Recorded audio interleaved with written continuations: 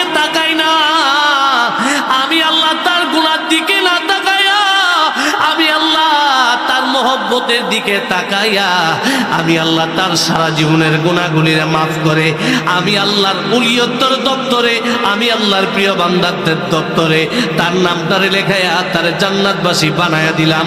চিৎকার মেরে বলুন আল্লাহু আকবার। বলেন ইয়া রাসূলুল্লাহ। শুনেন, আল্লাহর নবী রাহমাতুল লিল আলামিন বলেন, যেই জায়গার মধ্যে আমার উম্মতেরা আমার কথা বলে, আল্লাহর কথা বলে, দ্বীনের কথা বলে, এই জায়গাটারে আমার আল্লাহ জান্নাতের বাগান বানায় দেয়। এই জান্নাতের বাগানে যারা ঢুকবে তারা হলো জান্নাতি। কি জাতি? আরো জোরে বলেন, কি জাতি? বলতে পারেন হুজুর, আমার জীবনে তো গুনার কোনো অভাব নাই, আপনি আমার জান্নাতের টিকিট বানাই দিলেন। আপনি আমার জান্নাতের টিকিট কিভাবে দিলেন? এটা আমি দেই নাই। আল্লাহর নবী রাহমাতুল লিল আলামিন হাদিস শরীফের মধ্যে বলেন, কোন বান্দা যদি আল্লাহ এবং তার রাসূলের দ্বীনের মাহফিলের জন্য বাড়ি থেকে রওনা হয়ে যায়, ওই বান্দার প্রতি আমার আল্লাহ দুইজন ফেরেশতা ফিট করে দেয়। আমার আল্লাহ দুইজন ফেরেশতারে তার গুনাহগুলি টেনে টেনে জমিনের মধ্যে ফেলে দেওয়ার জন্য লাগায়া দেয়। ওই বান্দার পিছনে দুইজন ফেরেশতা সব সময় অনবরত লেগে থাকে। এই বান্দা জান্নাতের বাগানে ঢোকার আগে ওই ফেরেশতারা তার শরীর থেকে গুনাহগুলো টেনে টেনে তাদের হাতে নিয়ে নেই, বান্দারে জান্নাতি বানায়া ওই না মাহফিলের ভিতরে তারে জান্নাতি বানায়া জান্নাতের ভিতরে ঢোকায় দেয়। চিৎকার মেরে বলুন আল্লাহু আকবার। বলেন ইয়া রাসূলুল্লাহ। তাহলে জান্নাতের বাগানের দাম আছে না নাই? আরো জোরে বলেন, আছে না নাই?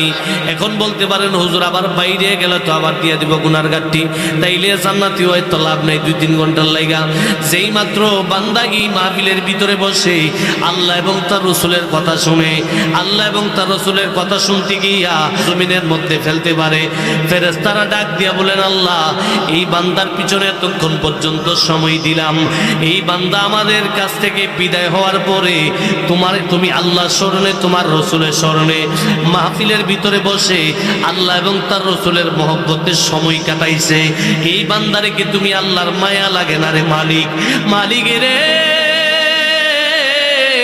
আমরা যে তার গুনাহগুলা আমাদের হাতে নিলাম, আমাদের তো ভালো লাগে না তার গুনাহ তারে ফিরিয়ে দেওয়ার জন্য, তুমি মালিক একটা ব্যবস্থা করে দাও রে আল্লাহ। আবার আল্লাহ ডাক দেয়া বলে, ফেরেশতারা রে, ও ফেরেশতারা শোনো শোনো, আমিও তো চাই বান্দা গুনাহ থেকে মাপ পেয়ে যাক, বান্দা জাহান্নামে যাক, এটা আমি আল্লাহ চাই না। কারণ খলাকতা বিয়াদাইয়া, আমি আল্লাহ বড় মহব্বত করে ভালোবাসা বান্দা বানাইছি, ওই বান্দা জাহান্নামের আগুনে জ্বলবে, এইটা আমি আল্লাহ সহ্য করতে পারি না রে। ও ফেরেশতারা, ওই বান্দার গুনার গাট্টিটা তোমরা ফেরেশতারা আর ফিরাইয়া দিও না রে। ফেরেশতারা এই মুহূর্তে তার গুনার গাট্টিটারে দুনিয়ার জমিনের মধ্যে ফেলে দাও, এই গুনাটার গাট্টিটারে ফেলে দিয়ে তোমরা তারে জান্নাতি হিসাবে ঘোষণা দিয়া দাও। আমি আল্লাহ তার সমস্ত গুনাহগুলিরে মাফ করে এই মাহফিলের ভিতরে চম্পকনগর হুসাইনিয়া ইমাম হুসাইন যুব কাফলার উদ্যোগের মাহফিলে, মাসিমপুরের মাহফিলে বসে আল্লাহ এবং তার রাসূলের মহব্বতে যেহেতু বসেছে, আমি আল্লাহ